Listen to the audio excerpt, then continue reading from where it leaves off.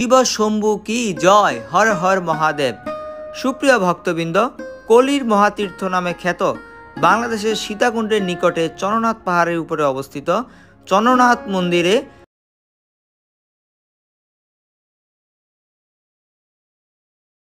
আজকের এই ভিডিওতে তুলে ধরতে চেষ্টা করব।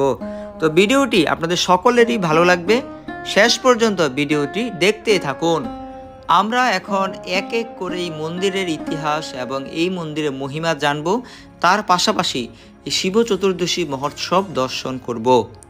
কলির মহাতীর্থ নামে খ্যাত বাংলাদেশের সীতাকুণ্ডের নিকটে চন্দ্রনাথ পাহাড়ের উপরে অবস্থিত চন্দ্রনাথ মন্দির অন্যতম বিখ্যাত একটি শক্তিপীঠ।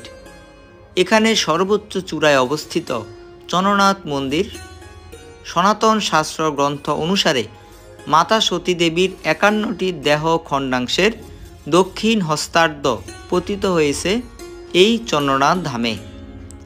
চট্টগ্রাম শহর থেকে ৩৭ কিলোমিটার উত্তরে, ঢাকা চট্টগ্রাম মহাসড়ক থেকে ৩.৫ কিলোমিটার পূর্বে চন্দ্রনাথ পাহাড়ের অবস্থান। আর এই সর্বোচ্চ চূড়ার উচ্চতা ১১৫৫ ফুট। এই চূড়াতে চন্দ্রনাথ মন্দির অবস্থিত। চন্দ্রনাথ ধামে যাওয়ার পূর্বেই আমরা বেশকুণ্ড দর্শন করব। এই সেই বেশকুণ্ড, যে বেশকুণ্ডটি স্বয়ং ব্যাসদেব রচনা করেছিলেন। তো চন্দ্রনাথ মন্দিরে যাওয়ার পথেই বেশকুণ্ডের পশ্চিম পারে এবং ভৈরব মন্দিরের বাম পাশে একটি বিশাল বটবৃক্ষ আছে, আর এই অক্ষয় বট নামে এটি পরিচিত। চন্দ্রনাথ মন্দিরের পাদদেশে আছে উল্টা পাতালকালী মন্দির, ক্রমদেশ্বরী কালী মন্দির, তাছাড়াও রয়েছে মহাশ্মশান ভবানী মন্দির, অন্নপূর্ণা মন্দির সহ আরও সনাতনী স্থাপনা। আমরা এখন বেশকুণ্ডের পাড়ে দাঁড়িয়ে আছি। এই বেশকুণ্ডতে শিব চতুর্দশী তিথিতে স্নানের ফলে আপনি গঙ্গা স্নানের সম পরিমাণ ফল লাভ করতে পারবেন। সত্যযুগে রাজা দক্ষের যজ্ঞে পতিদেব দেবাদিদেব মহাদেবের অপমান সহ্য করতে না পেরে মা সতী সেই যজ্ঞকুণ্ডে দেহত্যাগ করেন। পরবর্তীতে মহাদেব মা সতীর মৃতদেহ কাঁধে নিয়ে বিশ্ব ব্রহ্মাণ্ড কম্পিত করে প্রলয় নৃত্য শুরু করেন। কোনোভাবেই দেবাদিদেবের এই তাণ্ডব নৃত্য থামছিল না। তাই ভগবান বিষ্ণুর সুদর্শন চক্র দ্বারা মা সতীর মৃতদেহকে খণ্ডিত করেন। এতে করে মা সতীর দেহখণ্ডসমূহ ভারতীয় উপমহাদেশের বিভিন্ন স্থানে পতিত হয় এবং এই সকল স্থান শক্তিপীঠ হিসেবে পরিচিত। এর মধ্যে অন্যতম হচ্ছে চন্দ্রনাথ ধাম। তো আমরা চন্দ্রনাথ ধামে যাওয়ার পূর্বেই এখন মা ভবানীর মন্দিরের নিকটে অবস্থান করছি। এই হচ্ছে শ্রী ভবানী মন্দির। চন্দ্রনাথ ধামের অন্যতম একটি মন্দির হচ্ছে এই ভবানী মন্দির। চন্দ্রনাথ পাহাড়ে ওঠার পূর্বে আপনারা এই মন্দির দর্শন করবেন। এই মন্দির দর্শন করার পর আপনারা মহাদেব বাড়িতে যাবেন। তো আমরা এখন মহাদেব বাড়িতে অবস্থান করছি। এখানে মহাদেব বাড়িতে ছোট ছোট করে অনেকগুলি মন্দির রয়েছে, রাম সীতার মন্দির, লক্ষ্মণ মন্দির, ভগবান বিষ্ণুর মন্দির। তো আপনারা যখন যাবেন প্রত্যেকটি মন্দির দর্শন করতে পারবেন। প্রতি বছর ফাল্গুন মাসে শিব চতুর্দশী মেলা হয় এই চন্দ্রনাথ ধামে। দেশ বিদেশের অনেক সাধু সন্ন্যাসী আসেন এই মেলায়। বলা হয়ে থাকে নেপালের এক রাজা স্বপ্নে আদিষ্ট হয়ে পৃথিবীর ৫ কোণে ৫টি শিব মন্দির নির্মাণ করেন। এর মধ্যে চন্দ্রনাথ পাহাড়ের শিব মন্দির অন্যতম। সুপ্রিয় ভক্তবৃন্দ, আপনারা এখন মহাদেব বাড়ির এই শিবলিঙ্গ দর্শন করছেন। দেখতে পাচ্ছেন ভক্তরা শিবলিঙ্গের মাঝে দুধ এবং জল ঢালছেন। এই মহাদেব বাড়িতেই আপনারা ডাব সংগ্রহ করে দেবাদিদেবের অভিষেক করতে পারবেন।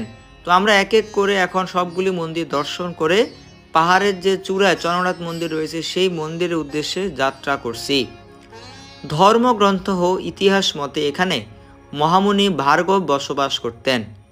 অযোধ্যা রাজা দশরথের পুত্র ভগবান শ্রী রামচন্দ্র তার বনবাসের সময় এখানে এসেছিলেন।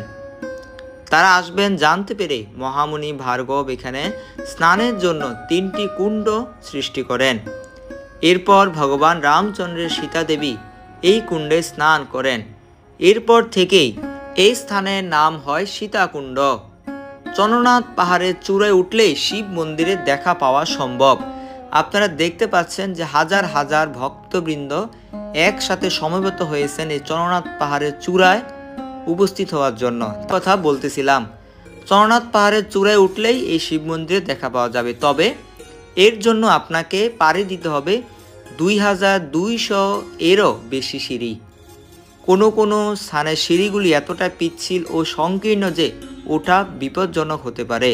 আপনারা দেখতে পাচ্ছেন আমরা এখন খাড়া পাহাড় বেয়ে উপরের দিকে উঠে চলেছি। সাধারণত প্রায় 1.5 ঘন্টা আরোহণের পর চন্দ্রনাথ মন্দির পৌঁছানোর আগে আপনি বিরূপাক্ষ মন্দিরে এসে পৌঁছবেন। চাইলে এখানে কিছু সময় বিশ্রাম নিয়ে তারপর আপনারা পুনরায় চন্দ্রনাথ মন্দিরের উদ্দেশ্যে যাত্রা শুরু করতে পারেন। যদিও 1.5 ঘন্টা সময়ের কথা বলা হয়েছে, যখন শিব চতুর্দশী মেলা বা শিবরাত্রি উৎসব হয় তখন প্রায় 10 ঘন্টার অধিক সময় লাগে চন্দ্রনাথ পাহাড়ের উপরে উঠে আবার উপর থেকে অভিষেক করে সমতলে পৌঁছাতে।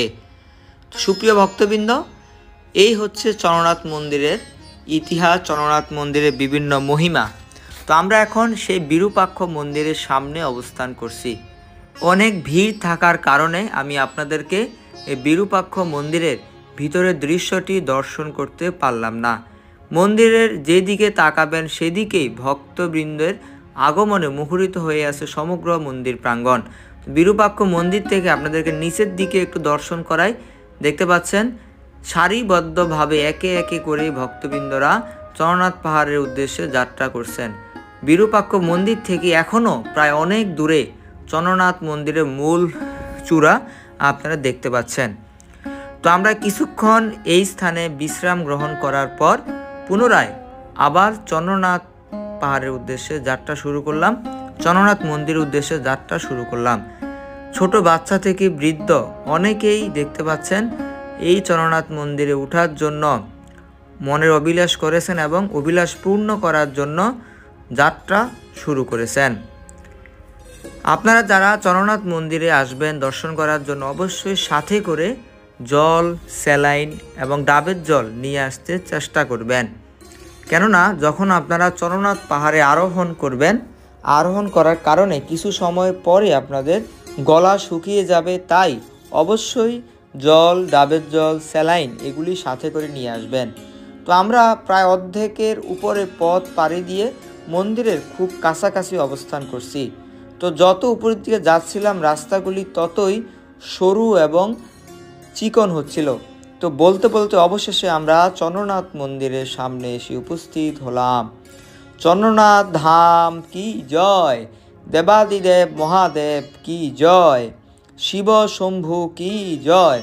সুপ্রিয় ভক্তবৃন্দ দেখতে পাচ্ছেন এই হচ্ছে চন্দ্রনাথ মন্দির। এই চন্দ্রনাথ মন্দিরে প্রবেশ করার জন্য ভক্তবৃন্দগণ ভিড় করে আছে। তো যতটা না কষ্ট করে আমরা চন্দ্রনাথ মন্দিরের মূল চূড়ায় এসে উপস্থিত হয়েছি, তার চেয়ে কয়েক গুণ কষ্ট করে আপনাকে চন্দ্রনাথ মন্দির থেকে নিচের দিকে নামতে হবে। কেননা আমরা আঁকা বাঁকা পথ বেয়ে চন্দ্রনাথ পাহাড়ের এই চন্দ্রনাথ মন্দিরে এসে উপস্থিত হয়েছি, কিন্তু যখন আপনি নিচের দিকে নামবেন অর্থাৎ মন্দির দর্শন করে যখন পুনরায় আপনার স্বভূমির দিকে যাত্রা করবেন, তখন ওই চন্দ্রনাথ পাহাড় থেকে যে রাস্তাটি নেমে গেছে সমতলের দিকে, ওই রাস্তাটি সম্পূর্ণ খাড়া এবং একটু অসতর্ক হলেই আপনারা এদিক ওদিক পড়ে যেতে পারেন। এই হচ্ছে এই স্থানে দেবাদিদেব মহাদেবের অপূর্ব দর্শন। দেখতে পাচ্ছেন সকলে অভিষেক করছেন, প্রণাম করছেন। তো আমরা আপনাদেরকে এই চন্দ্রনাথ পাহাড়ে 4-5টা একটু দর্শন করাই। দেখতে পাচ্ছেন মন্দিরের যেদিকে তাকাবেন সেদিকে শুধু ভক্তবৃন্দের মহাসমাগম। বিরূপাক্ষ মন্দিরের দৃশ্য আপনারা দেখতে পাচ্ছেন, অনেক দূরে অবস্থিত এই বিরূপাক্ষ মন্দির। সাধারণত শিব চতুর্দশী বা শিবরাত্রির সময় অনেক ধুলাবালি উড়ার কারণে আপনাদের সাথে একটি অপূর্ব দৃশ্য আমি তুলে ধরতে পারলাম না। সেটি হচ্ছে চন্দ্রনাথ পাহাড়ের চূড়া থেকে বলতে গেলে প্রায় চট্টগ্রাম শহরের বিভিন্ন দৃশ্য দেখতে পাওয়া যায়। আবার আপনারা বঙ্গোপসাগরকে সরাসরি এই চন্দ্রনাথ পাহাড়ের চূড়া থেকে দর্শন করতে পারবেন। তো সুপ্রিয় ভক্তবৃন্দ, আমরা বাবা চন্দ্রনাথকে দর্শন করার পর অভিষেক করার পর পুনরায় নিচের দিকে যাত্রা শুরু করলাম। দেখতে পাচ্ছেন যে রাস্তাগুলি একদম খাড়া। এইভাবেই মূলত আমাদেরকে খাড়া রাস্তা বেয়ে নিচের দিকে নামতে হবে।